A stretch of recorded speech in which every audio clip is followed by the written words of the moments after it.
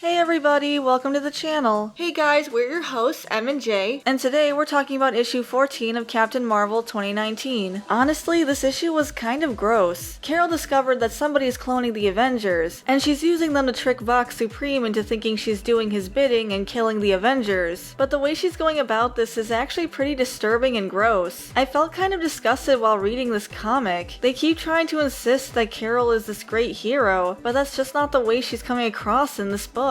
But we'll clarify that more in our actual review of the story. The cover isn't actually accurate to the issue. It shows her fighting She-Hulk, but she actually fights Black Panther, with Jennifer only appearing on the last page. I don't know why they didn't just have her fighting him on the cover, but they also put She-Hulk in this really weird and tacky outfit. It's like a black bikini that also has a bunch of straps around her limbs, for some reason. It's pretty weird because in another comic we reviewed on this channel, Avengers number 20, Jennifer went on and on about how she doesn't want to be objectified, but then they put her in this outfit. I also think her skin tone is off on the cover. She looks really shiny and gold. The last thing I'll say about the cover is I think Carol's left leg is too long, and it's a little distracting. This issue opens with Tony, Thor, and Carol inside Singularity's pocket dimension. Thor is furious about the clones, but then gets distracted thinking about how they only cloned his head, and not his beautiful and majestic body. First of all, priorities, Thor. Second of all, his head looks too small for his body in this panel, so I can't see what he sees. Carol says she's run out of time and she has to go, but she ends up staying for like 10 more pages, so I guess she's not in that much of a hurry. She hides the cloned bodies of the Avengers in Singularity so Vox can't find them, at least not until she's ready for them, but Tony and Thor are horrified by the sight, and rightfully so. It's really messed up, but Carol tells them not to be babies, and says they've probably seen worse things than this, but it's still terrible. I guess they were trying to make Carol look tough, but instead it comes off as heartless. Carol doesn't know this, but Tony is a clone. Also, I'm pretty sure Black Widow is a clone, because she also died during Civil War II. Why do some clones get to live and these clones have to die? And if they have to die, why do they have to be treated so poorly? She just throws them all naked in a pile. Somebody cloning the Avengers is concerning, but it's not like the clones asked for this. What if they're functional? Don't they deserve a chance to live? Like this Tony and Natasha? And what must Tony be going through right now? He knows that he's a clone, just like this other Tony clone. But now he's looking at a pile of dead, naked clone bodies. That could very well be him. Thor and Tony tell Carol this is a terrible idea, but she insists it was the best she could do on the fly. They try to convince her that she's not alone in this. She has friends and they can help her, but she keeps arguing with them, saying that she can't take any risks while Vox Supreme has those bombs, but they really just want to keep this storyline going so she can fight the other Avengers, even if it makes her character look terrible. Thor tries to tell Carol that the two of them can handle Vox Supreme while Tony handles the bombs, but he says Tony's better at handling fiddly things, and then they have a whole panel with Tony calling that joke out. Now's not really the time for jokes. It just looks childish. But Carol says that once he senses them outside of Singularity, he'll just activate them. Tony brings up the fact that even though she isn't killing them, she's still handing over their DNA to a supervillain, and there's no way this can end well. But Carol dismisses this, just like she's been dismissing all of their other concerns. She says that hopefully whatever he has planned for these bodies will take too long and she'll be able to figure something out before then. But she isn't actually taking any measures to stop any of this. All she's been focusing on is a time limit. And even if she found a way to get around killing the Avengers, is it really enough to bank on him taking longer than the time limit? He's the one who set the time limit. Besides, he's probably logging the information he's getting from these bodies. Thor questions why she brought a clone of Hawkeye when he's not currently on the roster, but she said since there was no clone of Ghost Rider, she just brought that instead. But Clint and Robbie don't look anything alike, so I'm not sure how she thinks she's gonna be able to pull this off. Tony turns their attention to Carol's suit. She explains that she doesn't know how Vox's powers work, but it seems to be sound-based. Tony speculates about Vox Supreme. Since Vox is the Latin word for voice, she probably has a point about the sound thing, and figures that sound is probably Vox's main sense. He probably even sees through sound. This could be the key they need to getting her out of this. But before they can come up with anything concrete, Carol insists that she has to go now. She grabs the Tony clone and starts to leave, but she carries the body in a pretty undignified way. She probably thinks it doesn't matter since it's a clone, but don't the dead deserve some respect? Plus, even though she doesn't know that this Tony is a clone, he is right there. Then she tells them to make them themselves useful and think of a better plan, but that's what they've been trying to do this entire issue, so I don't know why she has to be so rude about it. She's the one who kept shooting down all their ideas, even though their suggestions made sense. So she leaves them there, alone, with a bunch of dead, naked bodies of their friends on the floor, and Thor's upset that they have nothing to do. But now's probably not the best time for board games anyway, and they have plenty of time to brainstorm. Goodness knows Carol needs all the help she can get. So Carol goes back to Vox and drops the clone body on the floor. Vox tells her she only has 12 hours left to kill 4 more Avengers, and he doesn't think she can do it in time, but she insists she can. While he tells her to go, Carol sees that he has some beacons displayed on monitors, and she thinks that might be where the bombs are, but there's too many of them for her to disarm without him noticing. Carol decides to ask him what his plan is, and he gets really sarcastic, asking how that could possibly go wrong for him, telling the hero his evil plan. I don't think his character design reflects someone who would be sarcastic, but at least he didn't get the Californian Scarlet Witch treatment. But he does tell her that his goals are noble, and that the Kree have a long history of failing, but he won't fail, whatever that's supposed to mean. I know now that this character is from the Inhumans comics, but people who are just reading this book don't know anything about him, and why should I care about him or his goals? He's just some guy who showed up and started bossing Carol around. Maybe it's supposed to be some big mystery, but I don't care about this character enough to care about any mystery surrounding him. He tells Carol to leave, then he randomly starts talking to another voice while he drags the Tony body across the floor. Alright, I guess this is happening now. Maybe this was explained in the Inhumans comics, but I don't care to look it up. Vox and the voice know that she's plotting something against them, and they're not sure how she's hiding from them for short periods of time. Vox suggests blowing up the other bombs to keep her focused, but the voice says that she's doing what they asked and they don't want to jeopardize the mission, and things are working out the way they hoped. So Vox agrees to leave things as they are for now, and we see that he's experimenting on the bodies that she brought him, including that the Thor head has a brain. So great, these bodies probably are viable, and Carol left them to the mercy of some mad scientist. I guess she doesn't want him to blow anybody up, but giving him what he wants is going to lead to disaster too, and she's being really reckless, but that's not really new for her. Meanwhile, Carol's flying around looking for Black Panther. She's also reflecting on what Vox said to her, trying to figure out what he has planned, only for her to suddenly be attacked and forced out of the sky. It turns out Black Panther actually lured her into a trap, and even though his blast grounded her, she was able to absorb the energy. He's angry about her targeting the Avengers, so he demands to know what she's done with them. Carol decides to use her anonymity to her advantage, letting him blast her again, that way she can keep absorbing the energy. So when he realizes his photon blasts aren't effective, he attacks her one-on-one. So the rest of the comic is pretty much just a fight scene. So they fight and it ends when Carol blasts him into some power lines, and that electrocutes him. But this doesn't make sense. I think his suit should have been able to absorb the damage from the power lines. They're pretty common, and he's been able to take hits from Storm and Thor. I get that she also blasted him, but I still have trouble believing this outcome. But it works, regardless of whether or not it makes sense. She's about to collect him when she suddenly hears a voice behind her, and based on the mannerisms you can tell that it's She-Hulk. She-Hulk decks her before she has the chance to react, and the comic ends with Jen going Hulk smashy time, because this costume wasn't embarrassing enough. I don't know, I guess they think it's cute or something, but it just makes her look really silly. So overall, this comic was really frustrating, and also kind of uncomfortable. I'm not sure how we're supposed to feel about these clones being used the way they are, but this whole thing just seems really weird, especially after the revelations with Tony and Natasha. I guess Carol doesn't view them as people, but after finding out that the Thor head has a brain, then that probably means they are viable, and they just need to be switched on, and it just kind of makes Carol look bad. Plus, it would be nice if she came together with the other Avengers to find an actual solution than just giving him perfect copies of the Avengers. Sure, it's probably going to work out for Carol in the end, since that's the way it's been going for this entire series, but it's still frustrating. On top of that, they hyped up this arc as if Carol was actually turning into a villain. Instead, she's just being controlled by this bossy bad guy. It would also be cool if we actually got to see Singularity be a character here, instead of just using her for storage. Vox not being able to see Singularity is actually a pretty big advantage, but it doesn't feel like they're utilizing her character to its full potential. It's not like she's stuck in space. She can move. Maybe she could work together with Thor and Tony to stop the bombs. But that's just our opinion. What do you guys think? Do you think Carol's going to be able to keep up this charade, or do you think she'll get found out soon? Let us know what you think in the comments. We'd love to hear from you. too. Thanks for watching, everybody. We really appreciate it. And if you enjoyed this video, you can leave a like and subscribe to our channel to see more content like this. And we'll see you in the next video. Bye, everyone. Bye, guys.